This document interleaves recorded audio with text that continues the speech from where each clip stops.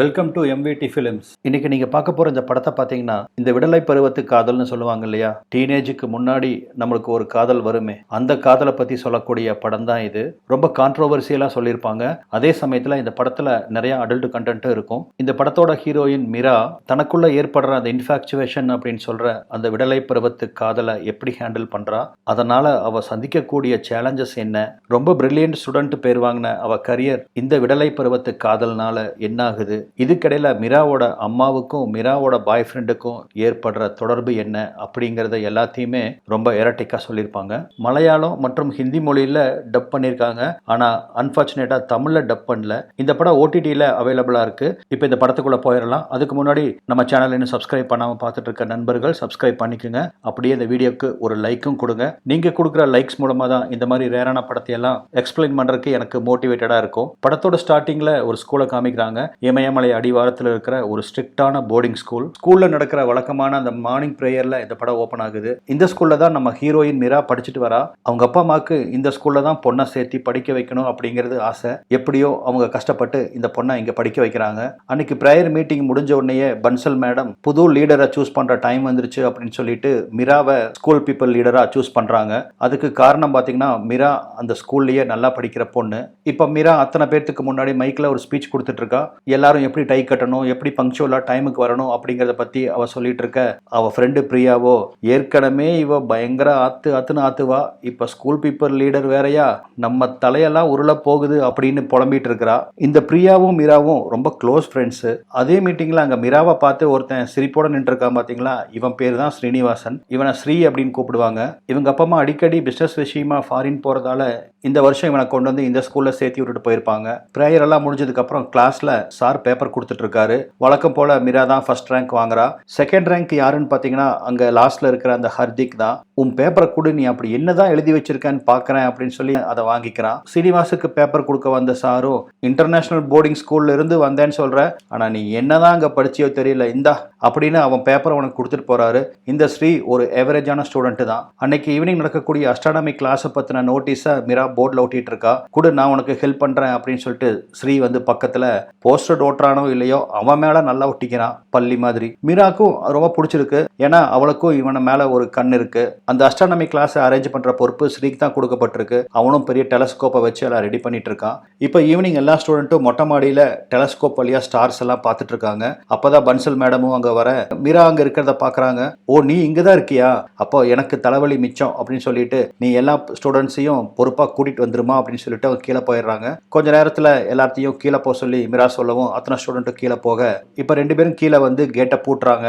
யாருமே இல்லாத அந்த இரவு வேளையில நான் உனக்கு ஒரு முத்தம் தரட்டுமா அப்படின்னு ஸ்ரீ அவளை கேட்கிறான். இதை கேட்டு மீராக்கு ரொம்ப படபடப்பாகுது. முடியாது அப்படின்னு மறுக்க, சரி நான் உன்னை கட்டி பிடிச்சுக்குவா அப்படின்னு கேட்டுட்டு அவ பர்மிஷன் எதிர்பார்க்காம அவளை கட்டி பிடிச்சுக்கிறான்.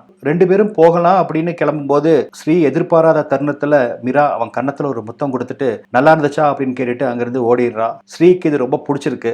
வேகமா ரூமுக்குள் ஓடி வந்த மீராவை பார்த்து, என்னடி ஸ்டார் உன்னை துரத்திட்டு வருதா அப்படின்னு பிரியா கேட்க, அதெல்லாம் ஒண்ணு இல்லை அப்படின்னு வெக்கமா சிரிக்கிறா. எனக்கு புரிஞ்சு போச்சு, நீ ஸ்ரீ கிட்ட ஏதோ ஸ்டார் பார்த்திருக்க அப்படின்னு கிண்டல் பண்ணி பிரியா சிரிச்சிட்டு இருக்கா. மறுநாள் காலையில மீரா குளிக்கும் போது நேத்து ஸ்ரீ இவகிட்ட கேட்ட கிஸ் ஞாபகம் வர, இந்த பொண்ணுக்கு எப்படி கிஸ் பண்றதுனே தெரியாது. அதனால தன்னோட கையவே ஸ்ரீயோட உதடா நினைச்சு பல விதமா கிஸ் பண்ணி பிராக்டிஸ் பண்ணிட்டு இருக்கா. இப்ப கிளாஸ்ல பன்சல் மேடம் எல்லா பொண்ணுகளையும் வர சொல்றாங்க. பிரியாவை ஒரு பெஞ்சில் ஏறி நிக்க சொல்லிட்டு பக்கத்திலேயே மீராவையும் ஏறி நிக்க சொல்றாங்க. அதன்படி ரெண்டு பேர் ஏறி நிக்க, இங்க பாருங்க ஸ்டூடெண்ட், பிரியா போட்டிருக்க ஸ்கர்ட் எவ்வளவு ஷார்ட்டா இருக்குன்னு பாருங்க. நீங்க படிக்கட்டுல ஏறும்போது இறங்கும் போதும் உங்களை மத்தவங்க தப்பா பாக்குறதுக்கு நிறைய சான்ஸ் இருக்கு. ஆனா மீரா போட்டிருக்க ஸ்கர்ட் பாருங்க எவ்வளவு லென்த்தா இருக்கு. இந்த மாதிரி ஸ்கர்ட்டை எல்லாரும் இனிமேல் போட ஆரம்பிங்க அப்படின்னு அறிவுரை சொல்லிட்டு இருக்காங்க. அப்பதான் அந்த பிரியாவும், இவ ஷார்ட்டா போட்டாலும் இவ காலில் இருக்கிற முடிக்கு யாரும் பார்க்க மாட்டாங்க அப்படின்னு மீராவை கிண்டல் பண்ணி சிரிக்கிறா. மீராவுக்கு இது கொஞ்சம் எம்பாரசிங்கா இருக்கு. இப்ப வீட்டுல மீரா குளிச்சுட்டு கண்ணாடி முன்னாடி வந்து நின்னுட்டு ஒரு பாட்டை போட்டு டான்ஸ் ஆடிட்டு இருக்கா. பாட்டு வேற ரொம்ப சத்தமா வச்சிருக்க, அங்க வந்து அவங்க அம்மா அந்த பாட்டுக்கு அவங்களும் டான்ஸ் ஆட ஆரம்பிக்கிறாங்க. அவங்க அம்மா டான்ஸ் ஆடவும் மீரா டக்குன்னு நிறுத்திடுறா. இதனால அவங்க அம்மாவுக்கு அப்செட் ஆகுது. அப்பதான் தன்னோட காலில் இருக்கிற முடியை பற்றி மற்றவங்க கிண்டல் பண்ணுறத மீரா சொல்லவும், நான் உனக்கு வேக்சின் பண்ணி விட்றேன்னு சொல்லி அவங்க அம்மா அவள் காலில் இருக்கிற முடிக்கெல்லாம் வேக்சின் பண்ணி விட்றாங்க. ஸ்ரீனிவாசன் நினச்சி ரொம்ப டெம்ட் ஆக ஆரம்பிக்கிறா மீரா. அப்பதான் அவளுக்கு மாஸ்டர் பெட் பண்ணணும் அப்படின்னு தோணுது. ஒரு பொம்மை எடுத்து காலுக்கு நடுவில் வச்சு அப்படியே மாஸ்டர் பெட் பண்ண ஆரம்பிக்கிறா. நைட்டு ரொம்ப நேரமாக ஸ்ரீ கூட ஃபோனில் பேசிகிட்டு இருக்கா. இதையெல்லாம் பக்கத்து ரூம்ல இருந்து அவங்க அம்மா கேட்டுட்டு தான் இருக்காங்க. மறுநாள் காலையில் டின்னர் டேபிளில் யார் கூட நைட்டு பேசிகிட்டு இருந்தேன் அப்படின்னு மீராவை கேட்க, என் ஃப்ரெண்டு கூட தாம்மா பேசிகிட்டு இருந்தேன் அப்படின்னு அவ சொல்கிறா. ஃப்ரெண்டுனா எந்த ஃப்ரெண்டு அப்படின்னு ஒரு மாதிரி டோனை ரைஸ் பண்ணுறாங்க.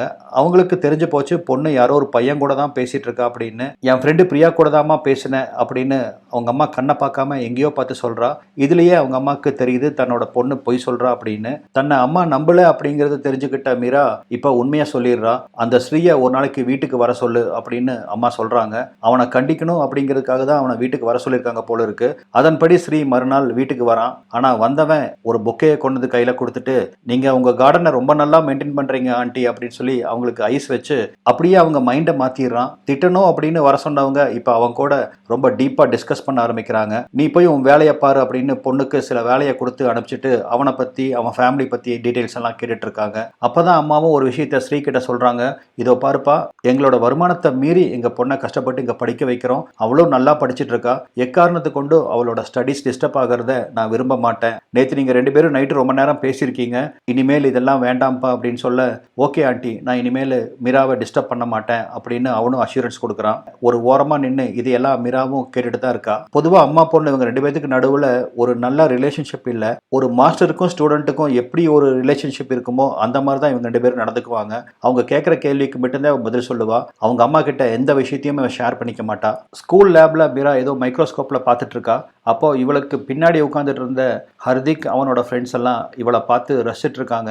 என்ன காரணம்னு பார்த்தீங்கன்னா, இவ அந்த ஒரு ரவுண்ட் ஸ்டூலில் உட்காந்துட்டு குனிஞ்சு அந்த மைக்ரோஸ்கோப்பில் ஏதோ பார்த்துட்டு இருக்க இவரோட பேண்டிஸ் எல்லாம் தெரியுது. இதைத்தான் அந்த பசங்களும் பார்த்து ரசிச்சுட்டு இருக்கானுங்க. ஆனால் ஹர்திக் அதை ரசிக்கல.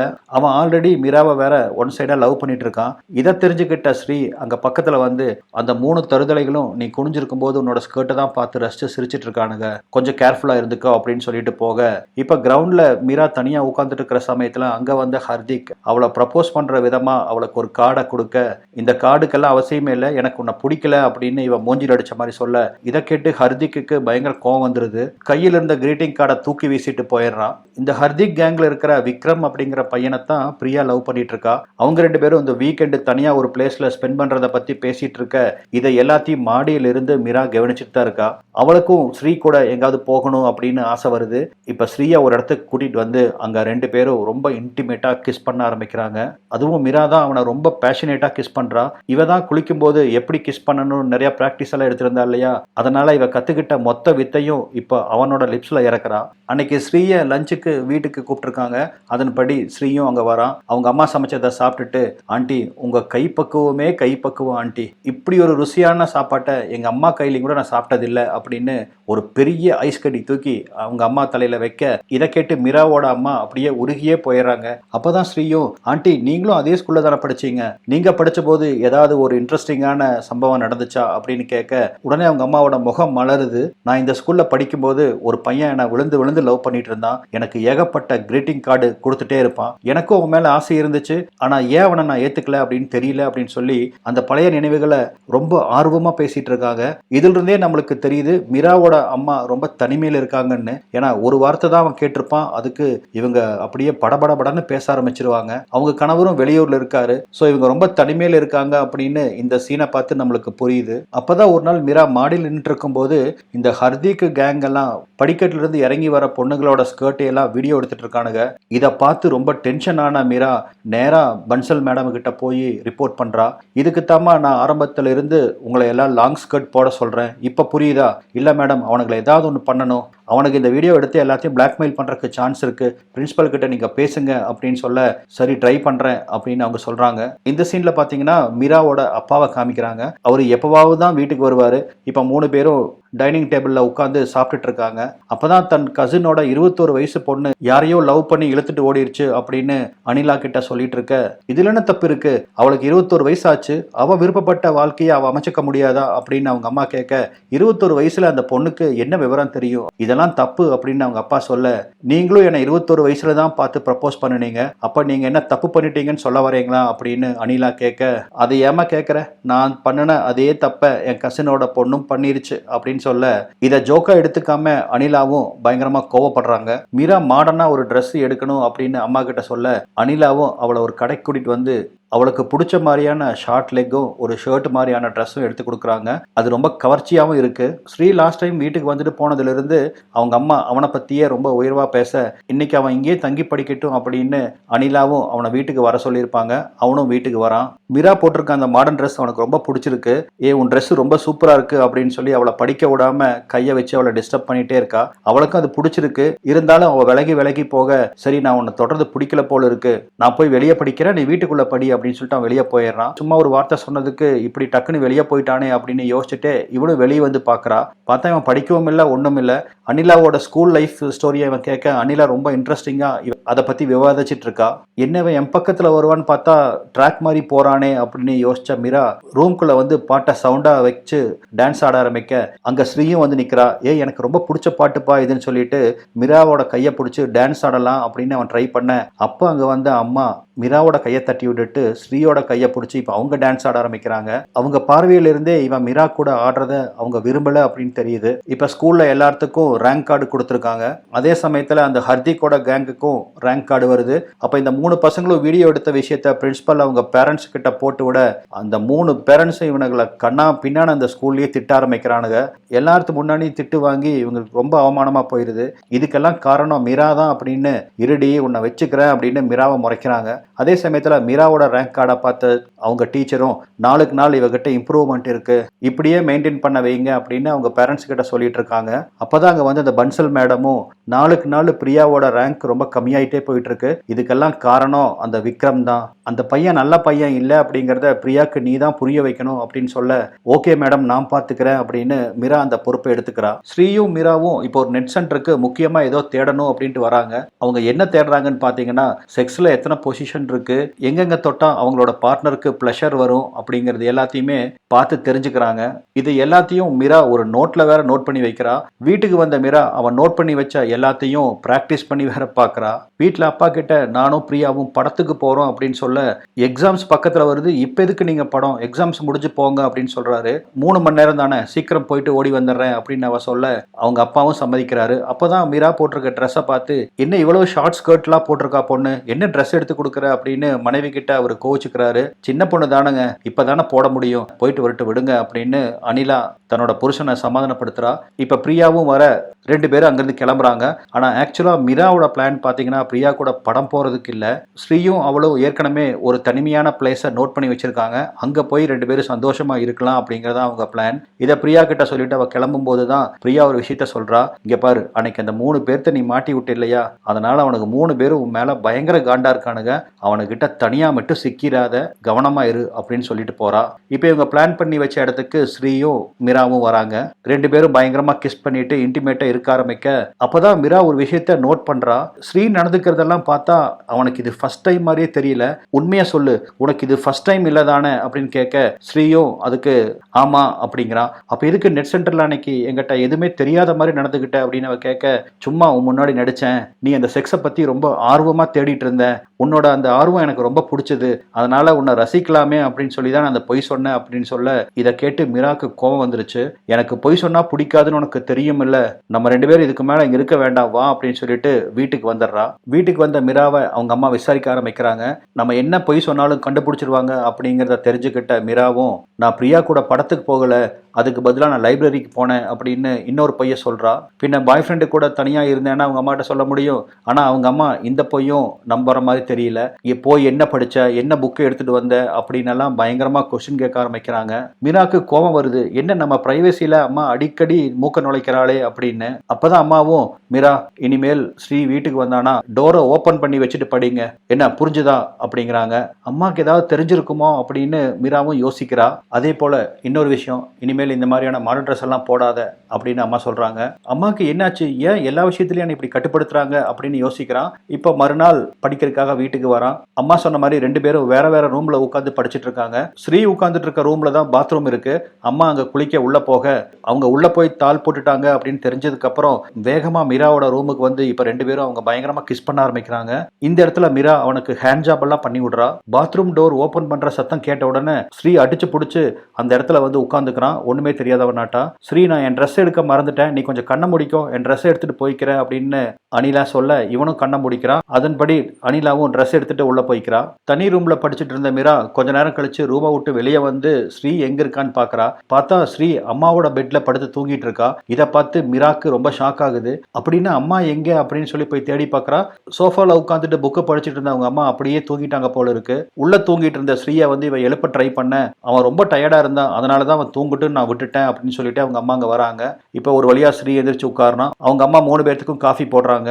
ஆனா பாத்தீங்கன்னா 2 காஃபி மட்டும் தான் எடுத்துட்டு வராங்க. ஒன்னு அவங்க வச்சுக்கிறாங்க, இன்னொன்னு ஸ்ரீ கொடுக்குறாங்க. தன்னோட பொண்ணுக்கு அவங்க எடுத்துட்டு வந்து கொடுக்கல. தன் மேல என்ன கோவம் அப்படின்னு மீராக்கு தெரியல. அவளே போய் அந்த காஃபியை எடுத்துட்டு வந்து குடிக்கிறா. கொஞ்ச நேரம் கழிச்சு தன்னோட ரூமை விட்டு வெளியே வந்த மீரா ஸ்ரீனிவாசும் அம்மாவும் இப்ப பெட்ல பக்கத்துல படுத்துட்டு ஏதோ டீப்பா டிஸ்கஸ் பண்ணிட்டு இருக்காங்க. அவங்க அம்மா கையில ஏதோ புக் இருக்கு. அப்ப ஸ்ரீனிவாசும் அந்த புக்கை கொடுங்க, நான் படிக்கணும் அப்படின்னு அவங்க அம்மா கையில இருந்து புடுங்கி பாக்குறான். அது பாத்தீங்கன்னா ஒரு அடல்ட் நாவல் போல் இருக்கு. கண்ணா பின்னான்னு சீன்ஸ் எல்லாம் அதுல இருக்க. இந்த புக்கு தான் படிச்சுட்டு இருக்கீங்களா அப்படின்னு சொல்லி அவனும் சிரிச்சுட்டு அந்த புக்கை புரட்ட ஆரம்பிக்கிறான். டே, அதெல்லாம் நீ பார்க்காத அப்படின்னு சொல்லி அவங்ககிட்ட இருந்து அந்த புக்கை புடுங்க அவங்க அம்மாவும் ட்ரை பண்றாங்க. 2 பேரும் பாத்தீங்கன்னா ஒருத்தர் மேல ஒருத்தர் முட்டி மோதி இப்ப அவங்க அம்மா அந்த புக்கை அவங்ககிட்ட இருந்து புடுங்குறாங்க. இதெல்லாம் பார்த்துட்டு இருந்த மீராக்கு அவங்க அம்மா பண்றது சுத்தமா பிடிக்கல. இந்த மாதிரி அடல்ட் காமிக்ஸ் தான் நீங்க அடிக்கடி படிச்சுட்டு இருக்கீங்களா அப்படின்னு அவங்க அம்மாவை பார்த்து கேட்க அதுக்கு அவங்க அம்மா எந்த பதிலும் சொல்லாம இருக்காங்க. இப்ப மீரா ஒரு ஆடியோ கேசட் ரெக்கார்ட் பண்றா. நம்ம 2 பேரும் அன்னைக்கு தனிமையில இருந்த மாதிரி திரும்பவும் தனிமையில இருக்கலாம். நம்மளுக்கு இந்த மாதிரி சான்ஸ் நீ எப்ப கிடைக்கும்னு தெரியாது, எக்ஸாம் வேற வரப்போகுது. ஸோ அதனால இந்த கேசட்டை கேட்டுட்டு உன் பதில சொல்லு அப்படின்னு கேசட்டை ஒன்று ரெக்கார்ட் பண்றான். அதன்படி அன்னைக்கு ஸ்கூலுக்கு போக ஸ்ரீ எங்க இருக்கான் அப்படின்னு தேடி பிடிச்சி அவங்ககிட்ட அந்த கேசட்டை கொடுத்து நீ ஃப்ரீயா இருக்கும் போது இதை கேட்டுட்டு எனக்கு பதில் சொல்லு அப்படின்னு சொல்லிட்டு போறா. இவங்கிட்ட பேசிட்டு இருக்கும்போது கரெக்டா பன்சல் மேடம் இவங்களை பாக்குறத மீரா பாத்துறா. அச்சோ, தப்பா நினைச்சிருவாங்களே அப்படின்னு பயந்துட்டு மிஸ்ஸை கிராஸ் பண்ணி போறா. இன்னைக்கு டோஸ் விட போறாங்கன்னு பார்த்தா பன்சல் மேடம் இவளை கூப்பிடவே இல்லை. அதுக்கு பதிலா பிரியா கிட்ட தான் அவங்க வான் பண்ணிட்டு இருக்காங்க. அந்த விக்ரம் ரொம்ப மோசமானவன், தேவையில்லாம உன்னோட லைஃபை ஸ்பாயில் பண்ணிக்காத அப்படின்னு பிரியா கிட்ட பன்சல் மேடம் சொல்லிட்டு இருக்காங்க. நல்ல வேலை நம்மள ஒன்னும் சொல்லல. நிம்மதி பெருமூச்சு விட்ட மீராவும் பிரியாவை இங்க வானு கூட்டிட்டு போய் இதோ பாரு பிரியா, நீ விக்ரம் கூட அடிக்கடி டைம் ஸ்பெண்ட் பண்றத பன்சல் மேடம் பார்த்துட்டாங்க. அவன் நல்ல பையன் இல்ல, அதனால அவங்க கிட்ட இருந்து நீ டிஸ்டன்ஸ் மெயின்டைன் பண்ண சொல்றாங்க அப்படின்னு சொல்ல, நான் யாரு கூட பழகுனா அவங்களுக்கு என்ன, ஏன் என்ன மட்டும் சொல்றாங்க உன்ன சொல்ல மாட்டாங்களா, நீயும் ஸ்ரீயும் அடிக்கிற கூத்து இந்த ஸ்கூலுக்கே தெரியும், பன்சல் மேடத்துக்கு மட்டும் அது தெரியாதா அப்படின்னு திருப்பி கேட்க மீராக்கு என்ன பதில் சொல்றதுன்னு தெரியல. அதனால அமைதியா தலை குனிஞ்சுக்கிறா. பிரியாவோட இந்த டிஸ்கஷன் மீராவை ரொம்ப டிஸ்டர்ப் பண்ண அதை பத்தியே நினைச்சிட்டு வீட்டுக்கு வரா. ஸ்ரீயோட ஓவர் கோட்டு சோஃபால இருக்கிறத பார்க்க இவன் எப்ப வந்தான் அப்படின்னு யோசிச்சுட்டு வீட்டுக்குள்ள வந்து பார்த்தா அவனும் அவங்க அம்மாவும் ரொம்ப டீப்பா எதை பத்தியோ டிஸ்கஸ் பண்ணிட்டு இருக்காங்க. இவன் என்ன பார்க்க வரானா இல்ல அம்மாவை பார்க்க வரானா அப்படின்னு இவளுக்கு இப்ப கோபம் வருது. லைட்டா இப்ப அவங்க அம்மா மேல அவளுக்கு சந்தேகம் வருது. பொண்ணு வந்ததும் கூட கண்டுக்காம அம்மா ஸ்ரீ கூட ரொம்ப டீப்பா டிஸ்கஸ் பண்ணிட்டு இருக்காங்க. சரி, நான் காஃபி போட்டு வரேன், நீங்க பேசிட்டு இருங்கன்னு இப்ப அவங்க உள்ள போக மீரா ரொம்ப கோவமா முகத்தை வச்சுட்டு நீ என்ன மீட் பண்ண வந்தியா எங்க அம்மாவை மீட் பண்ண வந்தியா, எங்க அம்மா கூட நீ பேசிட்டு இருக்குது எனக்கு சுத்தமா பிடிக்கல அப்படின்னு மீரா சொல்ல, முதல்ல ஒன்று புரிஞ்சுக்கோ, உங்க அம்மாவுக்கு என் மேல ஒரு நல்ல அபிப்பிராயம் இருந்தாதான் நான் அடிக்கடி வீட்டுக்கு வர முடியும். நான் அடிக்கடி வீட்டுக்கு வந்தாதான் நம்ம 2 பேரும் பாண்டிங்கா இருக்க முடியும். எல்லாம் உனக்காக தான் அப்படின்னு அவன் ரொம்ப கன்வின்சிங்கா மீரா கிட்ட பேசுறான். இன்னைக்கு ஸ்ரீயோட 19th பர்த்டே.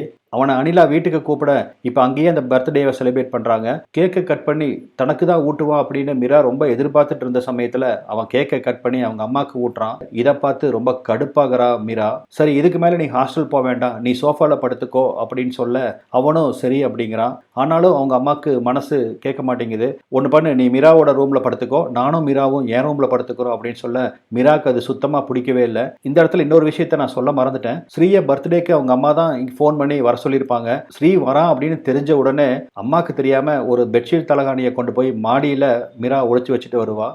அது எதுக்கு அப்படிங்கிறது நம்மளுக்கு இப்பதான் தெரியுது. ஏன்னா அம்மா ரூம்ல போய் இவ தூங்குனா ஸ்ரீயும் இவளும் மாடியில போய் ஒன்னா இருக்க முடியாது. அவங்க 2 பேரும் மாடியில போய் ஒன்னா இருக்கணுங்கிறதுக்காக தான் இவ பெட்ஷீட் பெட்ஷீட் தலகாணி அங்கே போய் ஒளிச்சு வச்சுட்டு வருவா. தன்னோட பிளானை எல்லாம் அம்மா சொதப்பி வைக்கிறாங்க அப்படின்னு அவங்க மேலே கோவம் தான் வருது. எனக்கு உங்கள் ரூமில் படுத்தா தூக்கம் வராது அப்படின்னு மீரா சொல்ல, சரி அப்படின்னா நீ ஒன்று பண்ணு ஸ்ரீ, என் கூட வந்து படுத்துக்கோ அப்படின்னு அவங்க அம்மா சொல்லவும் மீராக்கு தூக்கி வாரி போடுது. ஆனால் இவ பதிலை எதிர்பார்க்காம, சரி காலையில் 5 மணிக்கு ஸ்ரீயை எழுப்பிட்டு 2 பேரும் படிக்க ஆரம்பிங்க அப்படின்னு அவங்க அம்மா சொல்லிட்டு ஸ்ரீயை ரூமுக்கு கூட்டிட்டு போயிடறாங்க. அந்த 5 மணிக்காக நைட்டெல்லாம் தூங்காம கண்ணு முழிச்சு படுத்திருந்த மீரா 5 மணிக்கு வந்து கதவை தள்ளுறா. கதவு உள்ள தாள் போட்டிருக்கு. மீராக்கு தூக்கி வாரி போடுது. கதவை வேகமா தட்டுறா. அவங்க அம்மா தான் வந்து கதவை திறக்கிறாங்க. அவன் நல்லா தூங்கிட்டு இருக்கான் போல் இருக்கு, அவன் எந்திரிச்சானா நீ வேணா அவனை எழுப்பி கூட்டிட்டு போ அப்படின்னு சொல்றாங்க. மீரா எத்தனை தடவை எழுப்பியும் ஸ்ரீ எந்திரிக்க மாதிரி தெரியல. சரி அவன் நல்லா தூங்குறான் போல் இருக்கு, விட்டுரு, இன்னும் 1 மணி நேரம் கழிச்சு வந்து அவனை எழுப்பு அப்படின்னு அம்மா சொல்லிட்டு அவன் பக்கத்துல படுத்துக்கிறாங்க. 1 மணி நேரத்துக்கு ஒருக்கா மீராவும் வந்து ஸ்ரீயை எழுப்பி பார்க்கறா. அவன் எந்திரிச்ச பாடே இல்லை. வெடிஞ்சும் போயிருது. பயங்கர கோவத்தோட அவ ஒளிச்சு வச்சிருந்த பெட்ஷீட் தலகாணியை தூக்கி வீசுறா. ஹாயா 8 மணிக்கு மேல எந்திரிச்சு வந்த ஸ்ரீ, சாரி மீரா, நீ என்னை ரொம்ப தடவை எழுப்பினதா அம்மா சொன்னாங்க, எனக்கு ரொம்ப டயர்டா இருந்துச்சு, அதனால நான் தூங்கிட்டேன் அப்படின்னு அவளை சமாதானப்படுத்துறான். இவளுக்கா அவன் கூட இன்டிமேட்டா இருக்க முடியலையே அப்படிங்கிற அந்த கோபம் வேற. சரி நம்ம 2 பேரும் திரும்பவும் அந்த மலைக்கு போலாமா அப்படின்னு மீரா கேட்க, இப்ப 2 பேரும் அந்த மலைக்கு வராங்க. ரொம்ப தயக்கமா அவ கொண்டு வந்திருந்த ஆணுரையை எடுத்து அவங்கிட்ட நீட்டுறா. நீயே போட்டு விடு அப்படின்னு அவன் சொல்லிடுறா. இவளும் போட்டு விடுறா. நான் மேல வரட்டுமா அப்படின்னு இவ கேட்க, இல்ல இல்ல நான் மேல வரேன் அப்படின்னு அவன் சொல்லிடுறான். இது மீராக்கு சுத்தமா பிடிக்கல. தன்னை அவன் ரொம்ப கண்ட்ரோல் பண்றதா மீரா புரிஞ்சுக்கிறா. ஒரு வழியா அவங்களுக்குள்ள சம்பவம் எல்லாம் முடியுது. நாளுக்கு நாள் மீராக்கு ஸ்ரீ மேல இன்ட்ரெஸ்ட் கூட ஆரம்பிக்குது. அதனால அவ ஸ்டடீஸ் ரொம்ப பாதிக்க ஆரம்பிச்சு இப்ப அவளோட படிப்புல அவ கீழே இறங்கிட்டு இருக்கா. என்னமா நீ மேல வருவேன்னு பார்த்தா இப்படி டவுன் ஆயிட்டு இருக்க அப்படின்னு அவங்க டீச்சர் ரொம்ப வருத்தப்படுறாரு. மீரா முன்ன மாதிரி யாரு கூடமே பேசிக்கிறது இல்ல. எப்ப பார்த்தாலும் ஸ்ரீயோட நினைவுலயே அவ சுத்திட்டு இருக்கா. இப்ப அவங்க ஸ்கூல்ல ஒரு ஸ்பெஷல் டேன்னு சொல்லி அனௌன்ஸ் பண்றாங்க. அதாவது இந்த ஸ்பெஷல் டேல மீரா தான் அன்னைக்கு ஸ்கூல் பிரின்சிபலா செயல்படுவா. ஹர்திக் வைஸ் பிரின்சிபலாவும் நியமிக்கிறாங்க. அப்ப வழக்கமா காலையில மீட்டிங்ல எல்லாரும் உறுதிமொழி எடுக்கணும். மீரா எல்லாத்துக்கும் உறுதிமொழி சொல்லிட்டு இருக்க, ஏற்கனவே மீராக்கும் ஹர்திக் கேங்குக்கும் ஆகாது இல்லையா, அதனால எப்படியாவது இவளை அவமானப்படுத்தணும் அப்படின்ட்டு அங்க இருக்கிற பசங்க எல்லாத்தையுமே உனக்கு களைச்சு விடுறானுங்க. இது எல்லாத்தையும் ஸ்ரீ தட்டி கேட்பான் அப்படின்னு மீரா ரொம்ப எதிர்பார்க்கறா. ஆனா அவன் பாத்தீங்கன்னா எதை பத்தியும் கண்டுக்காம நின்றுட்டு இருக்கிறான். இது மீராக்கு ரொம்ப அப்செட் ஆகுது. சரி மாடிக்கு போய் கொஞ்ச நேரம் தனியா உட்காரலாம் அப்படின்னு வர, மாடிக்கு போற கேட்டு பூட்டி இருக்கு. சாவிக்கு என்ன பண்றது அப்படின்னு அவ யோசிச்சு நின்று இருக்கும் போது தான் ஸ்ரீ அங்க வரான். ஏன்னா அந்த பசங்க எல்லாம் அவமானப்படுத்திட்டு இருக்கும் போது, நீ ஒன்னும் பேசாம நின்றுட்டு இருந்தவன் தானே, என் கூட நீ பேசாத அப்படின்னு இவ கோவமா சொல்ல, நான் என்ன பண்ண முடியும், நான் போய் எல்லாத்தையும் தடுத்து நிறுத்த முடியுமா, நான் என்ன ஹீரோவா சொல்லு, இப்போ உனக்கு என்ன பிரச்சனை அப்படின்னு கேட்க, நான் மாடிக்கு போகணும் அப்படிங்கிறா. அதுக்கு உனக்கு கீ வேணும் அவ்வளவுதானே, நான் பன்சல் மேடத்தை பார்த்து வாங்கிட்டு வந்து தரேன் அப்படின்னு சொல்ல, பன்சல் மேடம் யாருக்கும் கீ தரமாட்டாங்க, எனக்கு அவங்கள பத்தி நல்லா தெரியும் அப்படின்னு மீரா சொல்ல, எனக்கும் அவங்கள பத்தி நல்லா தெரியும், யாருக்கு எப்படி எந்த சமயத்துல எங்கெங்க கீ கொடுக்கணும்னு எனக்கும் தெரியும், அவங்களுக்கு கீ கொடுத்து நான் உனக்கு சாவி வாங்கிட்டு வரேன் அப்படின்னு சிரிச்சுட்டே போறான். அதே மாதிரி பாத்தீங்கன்னா அவன் பன்சல் மேடத்துக்கிட்ட போய் சிரிச்சு பேசி சாவியை வாங்கிட்டும் வந்துடுறான். அவன் சொன்ன அந்த வார்த்தைகள் தான் மீராவோட மனசுக்குள்ளேயே ஓடிட்டு இருக்கு.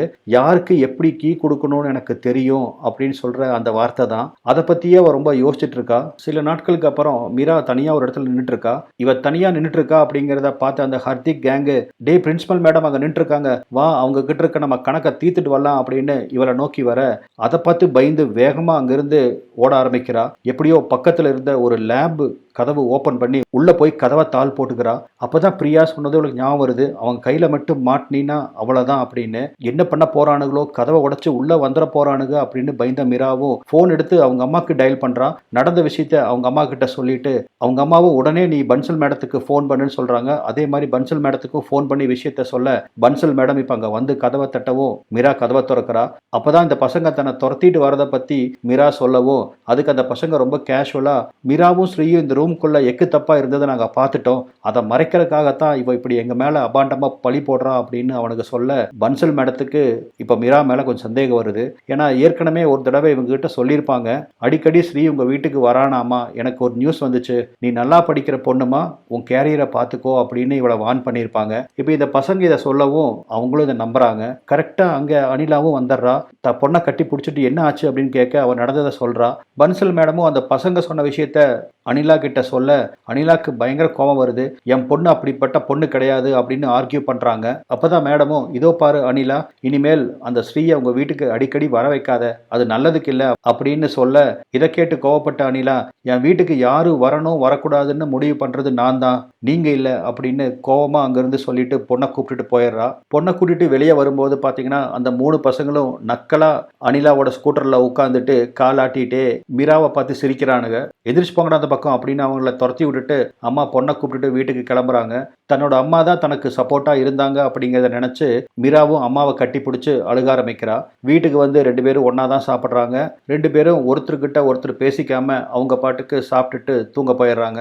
மறுநாள் காலையில ஸ்ரீ வீட்டுக்கு வரான். சாரி, எனக்கு இப்பதான் விஷயமெல்லாம் தெரிஞ்சிச்சு அப்படின்னு சொல்லிட்டு உள்ள வரான். அப்பதான் மீராவும் அவனை டேபிள்ல உட்கார வச்சு, ஆமா நீ பன்சல் மேடம் கிட்ட போய் கீ வாங்குறதுக்கு முன்னாடி ஒவ்வொருத்தருக்கும் ஒவ்வொரு கீ கொடுக்கணும்னு சொன்னியே, அதுக்கு என்ன அர்த்தம் அப்படின்னு கேட்க, இது ரொம்ப சிம்பிள் மீரா, ஒவ்வொருத்தருக்கும் ஒவ்வொரு வீக்னஸ் இருக்கும். ஒரு சிலருக்கு வஞ்ச புகழ்ச்சி பிடிக்கும், ஒரு சிலருக்கு அவங்கள பாராட்டி பேசினா பிடிக்கும், அந்த மாதிரி தான். அப்படின்னா பன்சல் மேடத்துக்கிட்ட நீ என்ன சொன்ன அப்படின்னு மீரா கேட்க, உங்ககிட்ட நான் நிறைய விஷயம் கத்துக்கிட்டேன் மேடம், நீங்க ஒரு என்சைக்ளோபீடியா, உங்ககிட்ட கத்துக்கிட்ட விஷயத்த நான் மாடிக்கு போய் உட்கார்ந்து எனக்கு தெரிஞ்ச ஸ்டூடெண்ட்டுக்கு சொல்லிக் கொடுக்கணும்னு நினைக்கிறேன், ஸோ உங்க கீ கொடுங்கன்னு கேட்டேன். நான் பேசுனதை கேட்டு அவங்க ரொம்ப சந்தோஷப்பட்டு கீ எனக்கு கொடுத்துட்டாங்க, அவ்வளோதான், சிம்பிள் அப்படின்னு ரொம்ப சிம்பிளா சொல்றான். சரி, எனக்கு என்ன பிடிக்கும் அதை சொல்லு அப்படின்னு மீரா கேட்க, உனக்கு எந்த விஷயத்தையுமே ஸ்ட்ரெயிட் ஃபார்வர்டா பேசிடணும், நோ புல்ஷிட் அப்படின்னு சொல்லி சிரிக்கிறான். இதை கேட்டு மீராவும் லைட்டா புன்னகைக்கிறா. ஏன்னா அவளுக்கு எதையுமே ஸ்ட்ரெயிட்டா பேசி தான் பழக்கம். அங்க வந்த அம்மாவும், எனக்கு என்ன பிடிக்கும்னு சொல்லுப்பா அப்படின்னு கேட்க, என்ன ஆண்டி உங்க சமையலை பாராட்டினா உங்களுக்கு பிடிக்கும் அப்படிதானே அப்படின்னு கேட்க அனிலாக்கு ரொம்ப சந்தோஷமாகுது. அவன் தோலை தட்டி கொடுத்துட்டு சமையல் ரூமுக்கு போயிடுறாங்க. அம்மா அந்த பக்கம் போகவும் குறுகுறுன்னு அவனவே பார்த்துட்டு இருந்த மீராவும், நோ புல்ஷிட், ஸ்ட்ரெயிட்டா விஷயத்த சொல்லு, எங்க அம்மாக்கு என்ன பிடிக்கும் அப்படின்னு கேட்க, அதுவா அப்படின்னு கேட்டுட்டு, உனக்கே தெரியும் உங்க அம்மா ரொம்ப லோன்லியா இருக்காங்க இல்லையா, அப்படி லோன்லியா இருக்கிறவங்க கிட்ட நம்ம கொஞ்சம் அட்டென்ஷன் காமிச்சோம்னா அவங்கள ஈஸியா கரெக்ட் பண்ணிடலாம் அப்படின்னு அவன் சொல்ல, இதை கேட்டு மீராக்கு பயங்கர டென்ஷன் ஆகுது. என்னது, எங்க அம்மாவை கரெக்ட் பண்றியா அப்படின்னு அவன் மனசுக்குள்ள நினைச்சுக்கிறா. இந்த ஸ்கூல்லையே வச்சு எல்லாத்த விட இவன் தான் மோசமானவனா இருப்பான் போல இருக்கு அப்படின்னு இப்ப அவளுக்கு புரிய ஆரம்பிக்குது. ஸ்ரீ வீட்டை விட்டு கிளம்பும் போது, ஓகே நான் நெக்ஸ்ட் வீக் வரட்டா அப்படின்னு மீராவை பார்த்து கேட்க, அதுக்கு அவனவே பார்த்துட்டு இருக்காளே ஒழிய இவன் எந்த பதிலும் சொல்லல. அவன் 2 தடவை திருப்பியும் கேட்கறான். ஆனா மீரா எதுவுமே பதில் சொல்லாம அவனவே பார்த்துட்டு இருக்க, நான் இனிமேல் இங்க வரக்கூடாது அப்படின்னு மீரா ஃபீல் பண்றா அப்படிங்கிறது ஸ்ரீக்கு புரிஞ்சு போச்சு. ஒன்னும் பேசாம அவன் பாட்டுக்கு அங்கிருந்து போயிடுறான். இது எல்லாம் அவங்க அம்மாவும் கவனிக்கிறாங்க. இப்ப மறுநாள் பாத்தீங்கன்னா மாடியில உட்காந்து தலைக்கு அவங்க அம்மா என்ன தேய்ச்சிட்டு இருக்க, அப்போ மீரா அங்க வர்றா. நேத்து ஸ்ரீ சொன்ன விஷயமே தான் அவன் மனசுக்குள்ள ஓடிட்டு இருக்கு. உங்க அம்மா ரொம்ப லோன்லியா இருக்காங்க, அதனால அவங்களுக்கு கொஞ்சம் அட்டென்ஷன் கொடுத்தா போதும் அப்படிங்கிறது தான். அப்போதான் அவன் யோசிச்சு பார்க்குறா, அவன் சொன்னது கரெக்டு தானே, இது வரைக்கும் நம்ம அம்மாவுக்கு நம்ம என்ன அட்டென்ஷன் கொடுத்துருக்கோம் அப்படின்னு அவன் மனசுக்குள்ளேயே ரொம்ப கில்ட்டியாக ஃபீல் பண்ண, அவங்க அம்மா கையிலிருந்து அந்த எண்ணெய் கப்பை வாங்கி, இவன் நான் போட்டு விடுறமா உனக்குன்னு அவங்க அம்மாவுக்கு எண்ணெயை தேக்க ஆரம்பிக்கிறா. அப்பாவும் பிஸ்னஸ்ன்னு சொல்லி வருஷத்துக்கு ஒரு தடவையோ 2 வருஷத்துக்கு ஒரு தடவையோ தான் வராங்க. அம்மா தனக்காக தான் இந்த ஊரில் ரொம்ப லோன்லியாக இருந்தும் கூட தனக்கு பாதுகாப்பு வேணும்னு சொல்லி என்னை ஹாஸ்டலில் சேர்த்தாம இங்கே கூட இருக்காங்க. ஆனால் அதன் கூட நம்ம புரிஞ்சுக்கலையே அப்படின்னு ஃபீல் பண்ணின மீரா கண்ணில் இருந்து தண்ணி வருது. அது அவங்க அம்மா தலையிலையும் பட, ஒன்றும் இல்லைடா, ஒன்றும் இல்லை அப்படின்னு இப்போ அவள் கன்னத்தை தட்டி கொடுக்குறாங்க. அழுதபடியே அம்மாவோட தலையில் தன் முகத்தை வச்சு இருக்க கட்டி பிடிச்சிக்கிறா. இதோட இந்த படமும் முடியுது. ஒரு 17 வயசு பொண்ணா மீரா அந்த பருவத்தை கடந்து வர்ற மாதிரி தான் அவங்க அம்மாவும் ஒரு காலத்தில் கடந்து வந்திருப்பாங்க. அந்த பருவத்தில் என்னென்ன ஆசைகள் வரும் அப்படிங்கிறது எல்லாமே அம்மாக்கும் தெரியும். அதனால தான் தன்னோட பொண்ணை அவங்க கைக்குள்ளே வச்சு பாதுகாக்கிற மாதிரி பாதுகாத்துருக்காங்க. அது புரியாமல் இத்தனை நாள் மீரா அவங்க அம்மாவே சந்தேகப்பட்டிருக்கா. இந்த மாதிரி ஒரு அம்மா கிடைக்கிறதுக்கு மீரா கொடுத்து வச்சிருக்கணும். நீங்க என்ன நினைக்கிறீங்க அப்படிங்கிறத கமெண்ட்ல தெரிவிங்க. நம்ம மீண்டும் வேற ஒரு தரமான படத்தோட சந்திக்கலாம். நன்றி.